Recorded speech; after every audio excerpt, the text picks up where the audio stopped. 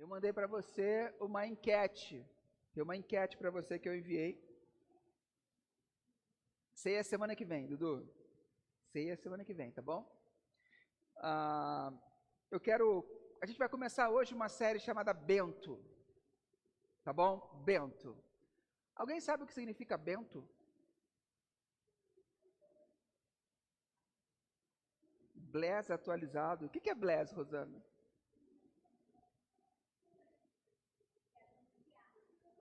Não, o que está lá na frente é o aba. Lá na frente é o aba. O que é Bento? O que significa Bento? Você sabe me dizer? A palavra Bento, o nome Bento. Alguém sabe? Não? Bento é exatamente, vem do latim benedictus, em português significa abençoado. Nossa vida. Como eu me torno alguém que realmente abençoa pessoas? Como eu me torno alguém que abençoa a pessoa, que ama pessoas, de fato?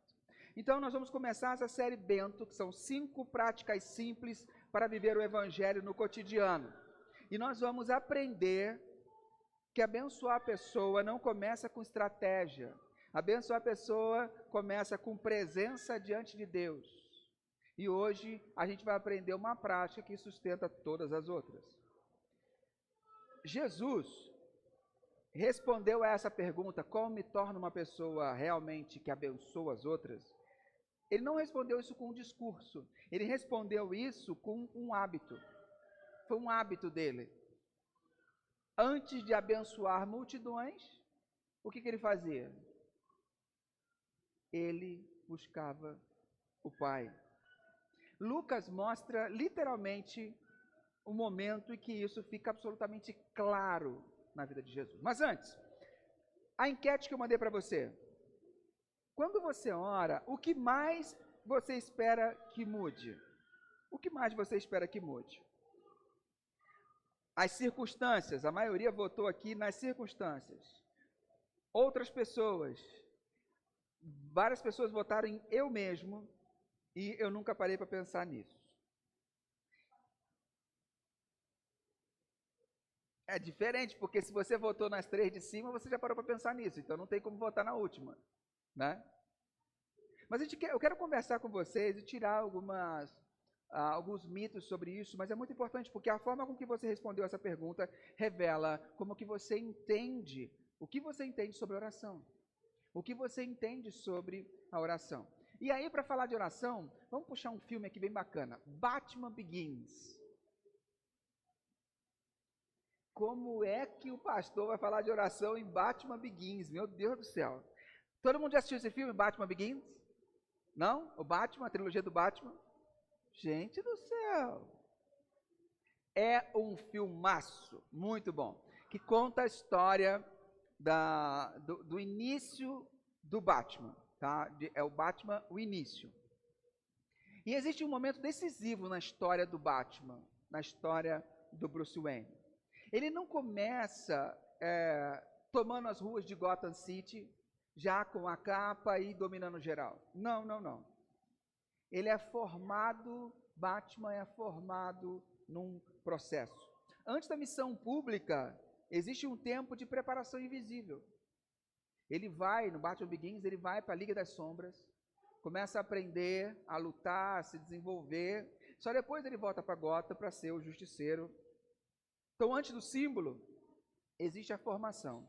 Antes do impacto, existe transformação. E hoje a gente vê algo parecido na vida de Jesus. Antes de enfrentar a dor do mundo, Jesus sobe ao monte para orar. E é ali que tudo começa a mudar. Isabela, você lembra do nosso combinado?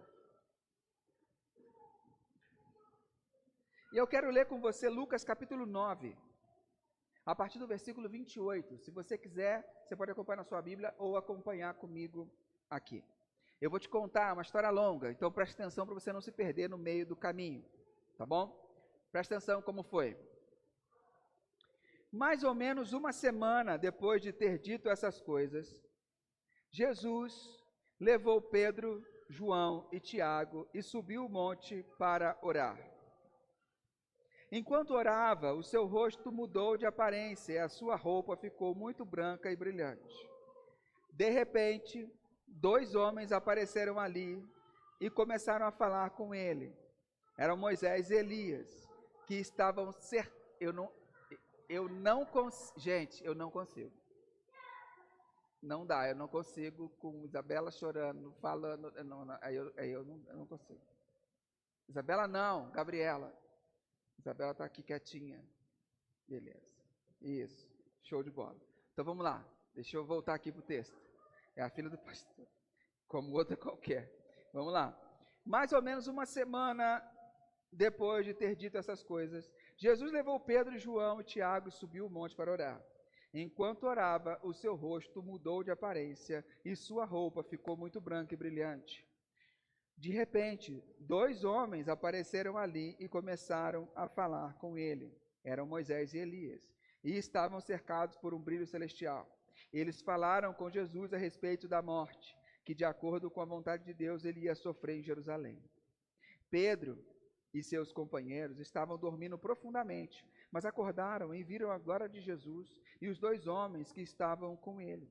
Quando esses 2 homens estavam se afastando de Jesus, Pedro disse: Mestre, como é bom estarmos aqui. Vamos armar 3 barracas, uma para o Senhor, outra para Moisés e outra para Elias. Pedro não sabia o que estava dizendo. Ainda estava falando quando apareceu uma nuvem e os cobriu. Os discípulos ficaram com medo quando a nuvem desceu sobre eles. E da nuvem veio uma voz que disse: Este é meu filho, o meu escolhido, escutem o que ele diz. Quando a voz parou, eles viram que Jesus estava sozinho. Os discípulos ficaram calados naquela ocasião, não disseram nada a ninguém sobre o que tinham visto. No dia seguinte, eles desceram do monte, e uma grande multidão veio se encontrar com Jesus. Aí um homem que estava no meio do povo começou a gritar: Mestre, peço o Senhor pelo meu filho, o meu único filho. Um espírito mau o agarra e de repente o menino dá um grito e começa a ter convulsões e a espumar pela boca. O espírito o maltrata e não o solta de jeito nenhum. Já pedi aos discípulos do Senhor que expulsassem o espírito mau, mas eles não conseguiram. Jesus respondeu: Gente mais sem fé, até quando ficarei com vocês? Até quando terei de aguentá-los? Então disse ao homem: Traga seu filho aqui. Quando o menino estava chegando, teve um ataque e o demônio jogou no chão. Então Jesus deu uma ordem ao espírito mau, curou o menino e entregou ao pai. E todos ficaram admirados com o grande poder de Deus. Fala, Dudes. Fala, Dudes. Você me chamou? Ah, não me chamou? Tá.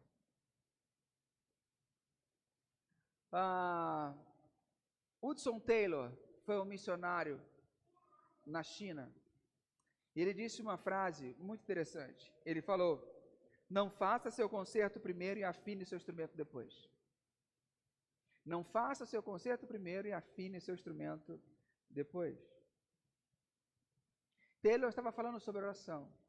Ele estava falando sobre, antes de agir, é necessário alinhar-se com a vontade de Deus. A oração é o lugar onde o nosso coração é afinado com o coração de Deus. É na oração em que as nossas mentes e intenções são ajustadas. E Lucas constrói esse momento depois de mostrar um padrão. Jesus ora antes de momentos decisivos. Por exemplo, quando você você percebe que a fama dele cresce, ele ora. Ele ora antes de escolher os discípulos, ele ora. Antes da revelação da sua identidade, ele ora. A transfiguração não é exceção, é uma culminação. E ele também ora. E é interessante que Jesus sentia a necessidade de orar. Mas ele não era Deus?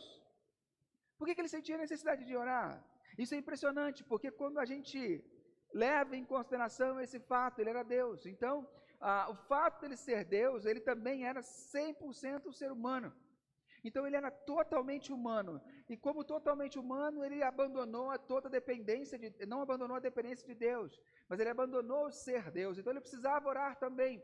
Então se o filho orava, quanto mais nós, miseráveis, cheios de pulga, não devemos orar também e buscar a Deus para termos direção. Então, se Jesus orava e achava importante, eu quero falar com você hoje sobre 4 marcas da oração que abençoa e transforma a vida das pessoas. 4 marcas da oração que abençoa e transforma a vida das pessoas. A primeira marca da oração que abençoa e transforma a vida das pessoas é a oração que abençoa primeiro, muda a gente. A oração que abençoa primeiro muda a vida da gente.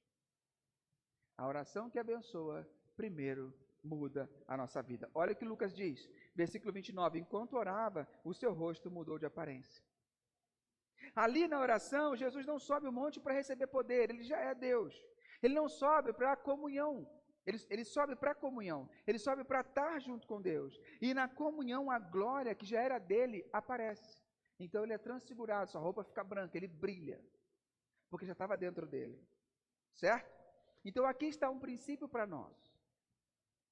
Nós não somos como Jesus. Mas Jesus, ele mostra princípios para nós.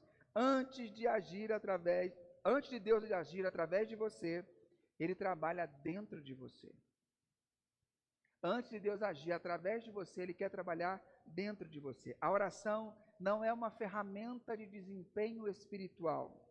É um espaço de alinhamento. É para a gente alinhar com Deus. Então, quem ora, aprende a reagir menos e a discernir mais. Quem ora, aprende a reagir menos. De supetão. Quem ora, aprende a discernir melhor. Quem ora, troca a pressa por direção. Você sabe que dá para fazer as coisas rápidas e sem pressa. Rapidez não é pressa. Pressa é um estado espiritual. É uma inquietação interior. Isso é pressa. Fazer as coisas com velocidade não significa que a pessoa está com pressa. Já dizia o filósofo que a pressa é o diabo.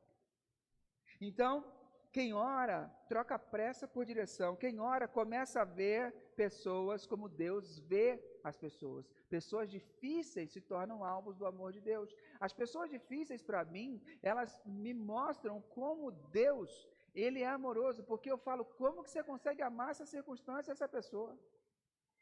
Eu mataria, mas Deus ama. Então, como que isso acontece? Como que isso flui? Então, quando eu vejo uma pessoa difícil, uma pessoa que eu acho que é chata, uma pessoa que eu acho que é insuportável, eu falo, mas Jesus ama.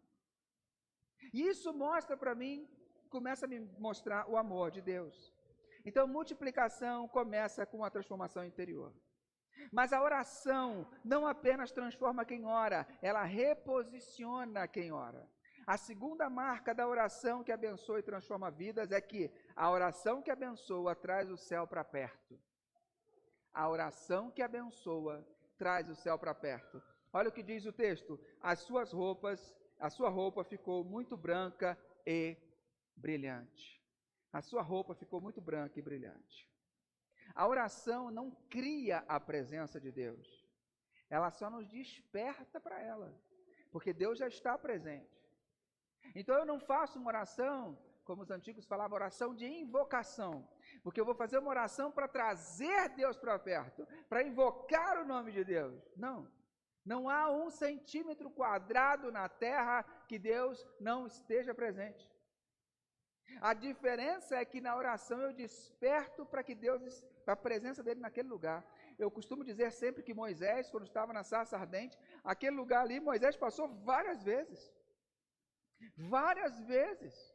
Mas naquele dia alguma coisa chamou a atenção dele, a sarça, aquela árvorezinha pegando fogo, chamou a atenção dele. E ali a voz disse, tira a sandália dos seus pés, porque o local que você está pisando é terra santa. É terra santa. O que modificou ali? Modificou que agora ele teve consciência de que Deus estava ali. Então a consciência de que Deus está presente é o que transforma e o que muda todas as coisas. Então a oração não cria, não faz brotar a presença de Deus, mas a oração faz com que você tenha consciência dela. E Jesus sobe ao monte e ouve uma voz de Deus. O que a voz diz? Este é meu filho amado. Então Jesus vai, antes da cruz, Jesus ouve identidade. Antes da dor, ele recebe clareza. Qual é a aplicação disso para nós? Muita gente vive reagindo à pressão do ambiente, mas quem ora, quem tem o hábito de orar, vive a partir da voz do Pai. Não da voz das demandas, mas da voz de Deus. Algo do céu começa a invadir o coração de quem ora, de quem tem o hábito de orar, mesmo quando nada ao redor tenha mudado ainda. Mas o interior do orante começa a mudar. Nada mudou, as contas continuam chegando, o BO continua grande, nada mudou. Mas a disposição interior do orante, a confiança, aquilo que é chamado na Escritura de a paz que excede a todo entendimento, entra no coração do orante. Ele não tem respostas, mas ele sabe que ele tem presença. Ele não tem certeza, mas ele sabe que ele tem cuidado. E isso muda todas as coisas. Então quem ora, experimenta isso. A oração nos lembra que nunca enfrentamos a vida sozinho. Você não ora para se tornar aceito, você ora porque você já é filho. Você já tem acesso ao Pai. Você não vai ganhar surpresa no final. Ó, aqui, ó, aqui. O combinado foi aqui, com o papai. Você que sabe. Vamos lá. O Deus do reino caminha conosco e a sua presença é o que torna possível continuar abençoando pessoas, mesmo em meio à nossa pesada rotina. A identidade precede a missão. Eu sei quem eu sou. Eu sei quem eu sou. Por isso, eu abençoo. E quando a identidade é afirmada, eu sei quem eu sou, a missão é confirmada. E aí eu passo para a terceira marca de uma oração que abençoa e transforma a vida de pessoas. A oração que abençoa nos alinha à vontade de Deus revelada na Escritura. A oração que abençoa nos alinha à vontade de Deus revelada na Escritura.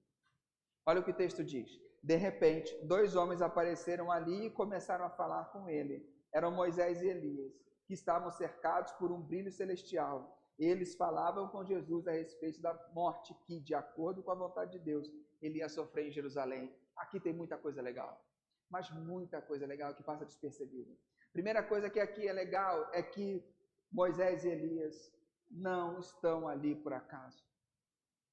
Elias era um profeta que representava a lei. Não, Elias e Moisés. Moisés representava a lei. Elias era um profeta, representava os profetas, ou seja, o Primeiro Testamento. Quando eles queriam falar sobre os escritos de Deus, eles falavam na lei e nos profetas. Na lei e nos profetas. Então ali, para qualquer judeu, ele ia identificar que Jesus estava com a lei e com os profetas, com ele. Então, quando Jesus ora, ele não apenas se conecta com o Pai, mas também se ancora na Escritura. Qual o tempo semanal que você passa lendo as Escrituras? É proporcional ao tempo semanal que o seu feed do Instagram roda? Nós somos um povo muito sem vergonha, a gente abandonou a Escritura. A gente abandonou a rotina, a gente não tem mais nosso tempo de leitura da palavra e leitura. Parece um negócio tão arcaico, tão antigo, né? Tempo de ler a Escritura diariamente. Tempo de oração diário. Para os nossos tempos modernos, isso parece tão antiquado. Parece tão distante, mas é isso que sustenta a sua vida. É isso, são as coisas simples. Porque James K. Smith escreveu um livro muito interessante que diz: você se torna aquilo que você ama. Você se torna aquilo que você ama. E quanto mais nós deixamos de amar a Deus, mais diferente de Deus nós vamos ficando. O que você tem amado é o que tem ocupado mais seu tempo. O que tem ocupado mais seu tempo na sua vida? Trabalho é bom, mas se ocupar tempo demais se torna uma maldição. Família é bom, mas se ocupar tempo demais se torna uma maldição. Tudo que ocupa o lugar errado e tempo demais se torna uma maldição. Como é que eu sei, então, o tempo que eu tenho que dedicar ao trabalho, o tempo que eu tenho que dedicar à família, as priorizações? Como é que eu faço? É simples. Coloca Deus no centro da sua vida e deixa todas as coisas orbitarem ao redor. C.S. Lewis diz: coloque as primeiras coisas em primeiro lugar e as seguintes seguirão. Inverta a ordem e você perderá ambas e virá o caos. Quando eu inverto a ordem, não priorizo, não coloco Deus no centro da minha vida, como é que meu dia começa? Tomando café da manhã? Tomando banho? Ou seu dia começa se conectando com Deus? Como é que seu dia termina? Babando? Ou você encerra seu dia com Deus, num hábito de oração, passando a limpo o seu dia? Gente, oração não é só pedir. Existem vários tipos de oração. Você passar o seu dia com Deus, falar para Deus: meu dia foi assim, foi assado, eu me senti mal, esse sentimento não foi legal, não gostei disso. Você está fechando o seu dia. Muita gente não consegue dormir porque o dia invade a noite, que invade o outro dia. Porque não fecha. Parece argola de Olimpíada, termina um, já começa outro, já vem grudado um no outro, já vai tudo grudado. Porque não se encerra o dia. Quando você encerra o dia, Deus entra em ação. A criação mostra isso. Foi tarde e manhã. Então, quando você encerra, Deus começa a trabalhar. E quando você acorda, Deus trabalhou no mundo e preparou o mundo para que você possa acordar com Ele, viver tudo aquilo que Ele preparou. Mas se você acredita nos seus carros e nos seus cavalos, ou seja, na força do seu poder, na força do seu trabalho, na sua competência, no seu esforço, e você está ocupado demais para orar, você vai perder tudo, vai virar um caos. E aí você não sabe por que a sua vida está um caos. Se Jesus priorizava a oração antes de qualquer decisão difícil, Lucas coloca que Jesus orava. E quando as pessoas chegavam, depois da multiplicação dos pães e dos peixes, quando o pessoal começou a falar assim: cara, a gente precisa eleger esse cara nosso rei. Ele precisa ser nosso rei, precisa ser nosso rei, ele é o cara. Começaram a dar tapinha nas costas de Jesus, começaram a exaltar Jesus. O que Jesus faz? Sai fora e vai orar. Por quê? Porque as vozes tentam confundir e tirar a gente da missão. Tira a gente da missão. E aí Jesus vai orar. Jesus vai buscar a Deus para realinhar o seu propósito. Como é que você acha que você vai conseguir viver? Não dá. A gente precisa resgatar práticas milenares, antigas, pelo próprio Jesus, praticadas pelo próprio Jesus, que vão dar base para nós. Tempo de oração e tempo de palavra. É interessante porque Lucas nos diz, olha só que interessante, que Moisés e Elias falavam com Jesus a respeito o que ele falava? Da sua morte. Beleza, essa é a nossa tradução de linguagem de hoje. Se você pega uma tradução mais clássica, fala assim: e falavam com Jesus a respeito da sua partida. Sabe o que significa a palavra partida em hebraico? Sabe qual é a palavra que ele está usando aqui? Êxodo. Êxodo. Tem um livro na Bíblia que chama Êxodo, não tem? O que esse livro fala? Conta a história de quem? Do povo que era escravo no Egito até a sua terra prometida. Eles estão dizendo aqui que Jesus está prestes a realizar o seu êxodo. E nesse êxodo de Jesus, o que vai acontecer? Ele vai levar o seu povo para uma terra livre do pecado. Olha o que o cenário tem. É igual o Monte Sinai. A gente tem aqui a montanha, a nuvem, a glória, a voz, o brilho, o temor. Tudo que tem lá em Êxodo 20 tem aqui no Monte da Transfiguração. Tudo que tem lá tem aqui. Então aqui, a Transfiguração é o Monte Sinai de novo. Está acontecendo de novo. Só que agora é Jesus, não é as tábuas da lei que são entregues. É o próprio Jesus que está sendo entregue. É o Monte Sinai de novo. Só que agora um novo Moisés e um novo Êxodo. Em sua morte, Jesus vai inaugurar o evento como esse grande Êxodo do Egito foi para aquele povo. Só que ainda maior. Porque ele vai agora conduzir o seu povo fora da escravidão do pecado e da morte e levar até a herança prometida, a nova criação, onde todo mundo será redimido. Que coisa linda! Mas se eu passo batido, não tenho tempo com a palavra, eu não percebo isso. A oração me conduz à palavra, porque quando oramos de verdade, não estamos apenas desabafando nossos sentimentos, mas também nos abrindo para escutar o que o Eterno tem para dizer. O que o Eterno já diz, ou o que Ele está dizendo agora para nós através da Escritura. Tem aquele clássico diálogo de Madre Teresa de Calcutá, quando foram perguntar para ela, Madre, quando a senhora ora, o que a senhora fala? Ela diz, meu filho, eu não falo nada, eu só escuto. Aí a pessoa fala assim, é verdade? E Deus, o que Ele fala? Aí ela diz, Ele não fala nada, Ele só escuta. Porque oração tem a ver com postura, oração não tem a ver com fala. Eu posso orar e tirar 15 minutos do meu dia para ficar parado, curtindo Deus, a presença de Deus. Fala, Jesus, vem aqui ao meu lado, fica comigo, eu quero passar esse tempo aqui descansando na tua companhia. Você já pensou na oração nesse sentido? Não. Por quê? Porque na nossa cultura tem que fazer.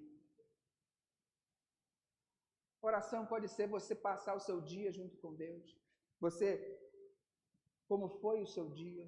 Você colocar suas intenções para o dia, Deus, eu pretendo fazer isso, eu queria fazer isso, o que o Senhor quer de mim? Oração pode ser tempo de escuta. Fala, Deus, o culto está difícil essa semana, o que eu faço?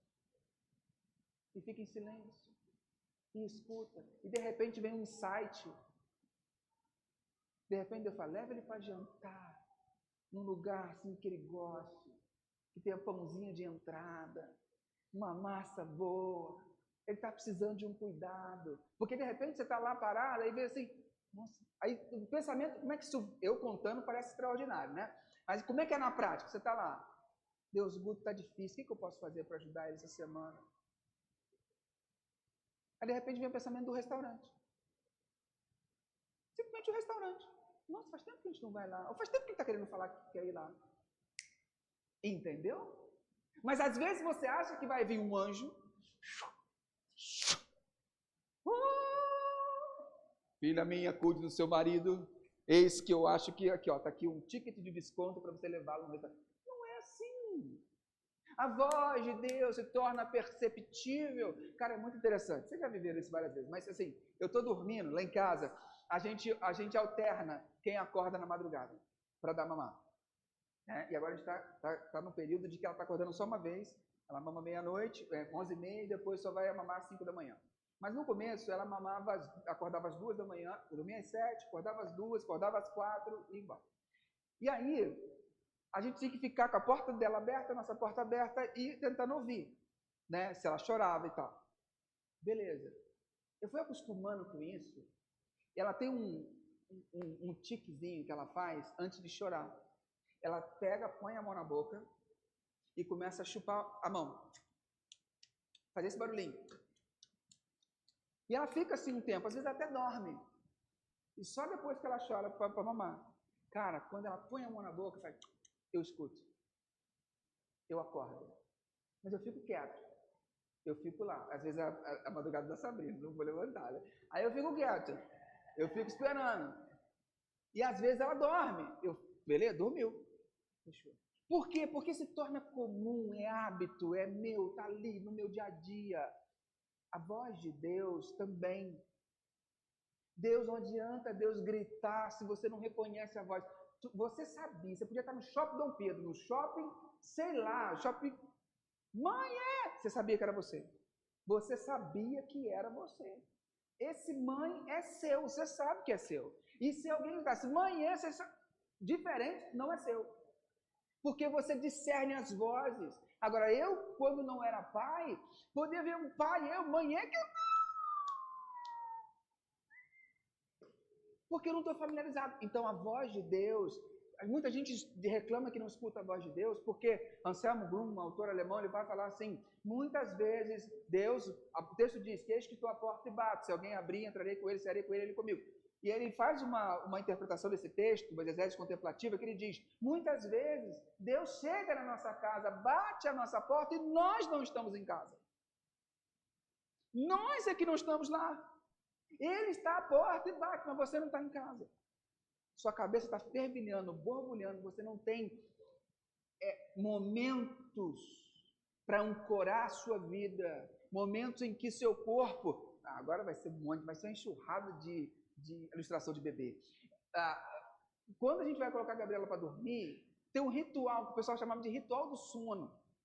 Então a gente faz lá, a Sabrina passa o olhinho nela e tal, e eu vou pro banho, tomo meu banho, boto a musiquinha para ela ouvir no chuveiro, dou banho nela, passa aquilo, aí ela sai, vai para a massagenzinha do creme, bota a roupa, a gente vai para a sala, faz o devocionalzinho com ela. Sim, a gente faz devocionalzinho com ela nessa idade, porque ela não entende bolufas, não, a gente está criando hábito. Aí a gente vai, faz o devocionalzinho com ela, liga para as vovós, a vovós abençoam, e aí ela vai para a cama, e ela dorme.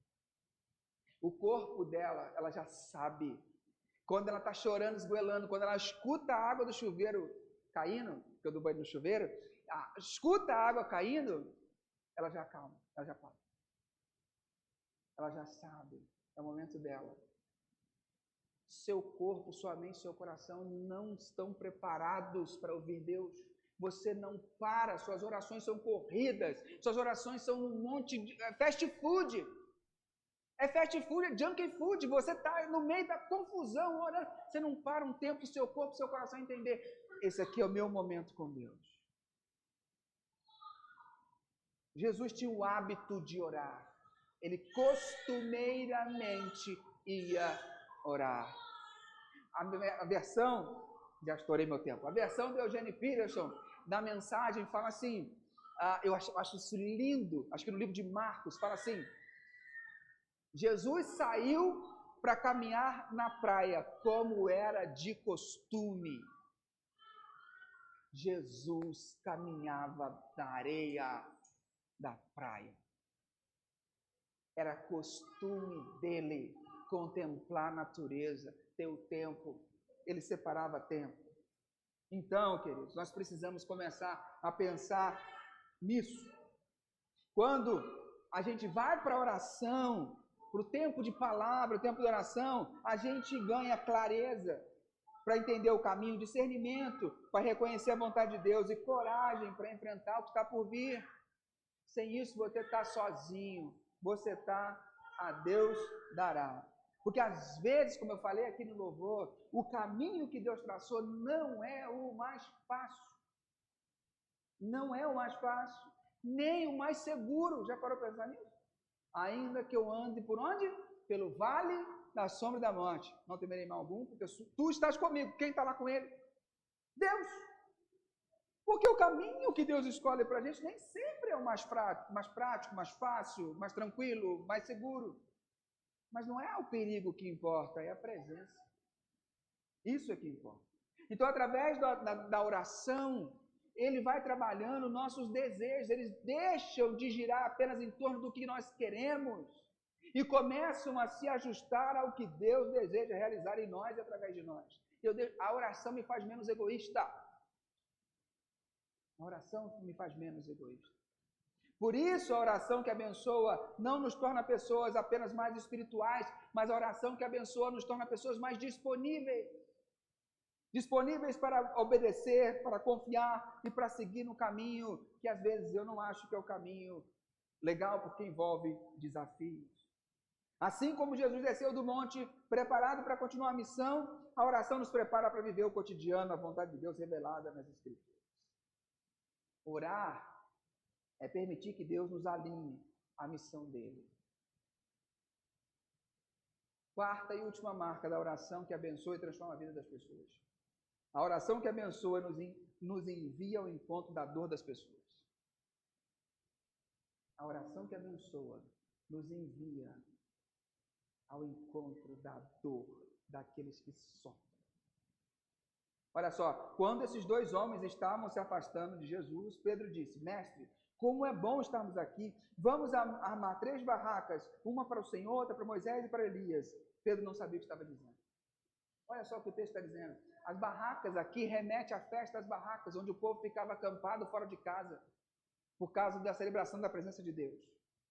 O que Pedro está querendo fazer aqui é falar: vamos arrumar barracas e vamos ficar aqui nesse lugar, porque aqui está confortável, a presença de Deus está aqui. Vamos fazer culto, vamos voltar aqui todo domingo de manhã para fazer culto, porque Deus está aqui. A revelação está aqui, a manifestação espiritual está aqui. Pedro queria institucionalizar o negócio, porque aqui está seguro, aqui está agradável, aqui está confortável. Aqui tem revelação, aqui tem poder, tem a lei, tem o profeta, tem Jesus, tem glória, tem tudo aqui. Pedro queria fazer culto. Pedro queria fazer uma igreja ali. A igrejinha do Pedro. Mas Jesus não permitiu. Jesus desce dessa esfera espiritual. E quando ele desce o monte, o cenário muda. E o que muda? Ele encontra um pai desesperado, um filho oprimido, discípulos frustrados e uma multidão sem resposta. Essa parece mais com a nossa vida, não parece? Mas nós queremos fugir para os lugares onde tudo é seguro, pleno, maravilhoso. Mas não é a vida de Jesus. Aquilo é a exceção. É a exceção. O monte não foi fuga de Jesus, foi preparo. A oração que não termina em compaixão ainda não terminou. Então, se a oração nos aproxima de Deus, ela inevitavelmente nos aproxima das pessoas. Em resumo, é lá fora que Deus te quer, não é aqui dentro. É lá fora que Deus te quer. É com as pessoas que Ele colocou. É na casa que o Espírito quer agir. Quando a rotina cansa, quando o casamento esfria, quando os filhos testam a nossa paciência. Aleluia. É lá no trabalho, quando a gente se sente invisível. Quando a gente se sente injustiçado e pressionado. É lá que a oração nos fortalece. É na escola, é na universidade, onde a fé é contestada. É com os amigos, quando surge a oportunidade de escutar alguém, oferecer consolo e repartir a esperança. É lá com quem sofre, quando podemos aliviar as dores, repartir comida, cuidado e cura. A oração, queridos, não nos afasta do mundo. Ela nos fortalece para voltar ao mundo e combatermos o mal. Tudo bem? Deu para entender? Ok? Tá bom. O que a gente faz na prática? Eu quero fazer um outro desafio para você hoje. Desafio prático. Se a oração transforma quem ora, se a oração nos reposiciona, nos alinha, nos envia, então nós precisamos ser específicos. Sabe por quê? Porque Deus ama pessoas com histórias. Deus ama pessoas com rostos. Deus ama indivíduos. Então, a multiplicação da nossa igreja começa com os joelhos dobrados e nos move em direção a pessoas reais. Quem são essas pessoas reais? Eu quero fazer um desafio chamado Meus 5. Nós vamos trabalhar esse ano com esse desafio. Eu quero que você eleja 5 pessoas. Pense em 5 pessoas do seu convívio que ainda não seguem a Jesus. Não são projetos, não são ideias, são pessoas. Ok? E durante esse ano, você vai orar diariamente por esses nomes. Como que você vai orar? Pedindo abertura de coração, oportunidade de conversa, sensibilidade para amar de forma prática. Como é que é essa oração? Minha vida é corrida. Senhor, quero apresentar a Fabi nas tuas mãos. Continua abençoando tua filha e se você tiver algo para eu fazer na vida dela, me mostre que eu quero participar. Amém. Você vai orar por ela. E se de repente, no meio da oração, você tiver um insight, põe em prática. Você põe em prática. Nossa, a Fabi falou outro dia que ela estava com isso e aquilo. Então, vou perguntar. Entendeu? É isso. Não é pressão, é participação na missão de Deus. Então nós vamos dando a oportunidade de sistematizar e te impulsionar para que você viva isso. Então, você vai orar, Senhor, abre o coração do João, quebra a resistência da Maria, me dê coragem para conversar com Paulo. Simplesmente coloque a vida dela diante de Deus e pergunte o que Ele quer que você faça por essas pessoas. Se você tiver um insight, anote e põe em prática. Deixa eu te contar uma coisa. Toda quarta-feira, antes da Gabriela vir, eu orava, que agora não está dando, porque antes era quarta-feira de manhã, e aí de manhã eu fico com ela. Eu orava por você. Todos vocês estão aqui, eu orava por vocês, desde os pequenos aos mais velhos. Sabe como é que eu oro por você? O meu mentor me ensinou. Eu marco no relógio 1 minuto. 1 minuto. E dou ok. Eu apresento a sua vida a Deus. Ó Deus, quero te apresentar a Rosana. Cuida dela. Aí eu tenho lá o histórico das conversas, lá numa planilha. A gente conversou sobre a última vez, a gente conversou sobre isso. Como é que está essa situação? Como é que está esse esquema? Cuida da tua filha. E se nesse momento, nesse 1 minuto, Deus colocar no meu coração, eu mando uma mensagem. Às vezes você recebeu minha mensagem nas quartas-feiras. É simples assim. Se eu gastar 1 minuto para orar por todo mundo da minha lista dá eu fico 55 minutos em oração. Orando 1 minuto por cada uma pessoa que está em volta da nossa comunidade, que eu tenho acesso. É pouco tempo ou não? Ou é muito tempo? É bastante tempo. Então, 1 minuto da sua oração pode fazer o céu se abrir. Então, eu quero desafiar você. Quem são os seus 5? Nós vamos trabalhar isso durante 1 ano. Quem são os seus 5?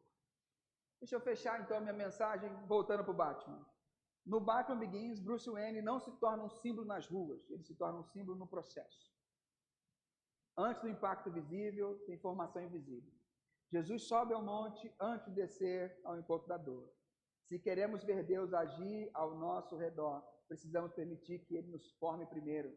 Talvez Deus queira usar você para abençoar pessoas, mas Ele começa transformando você. A multiplicação começa de joelhos.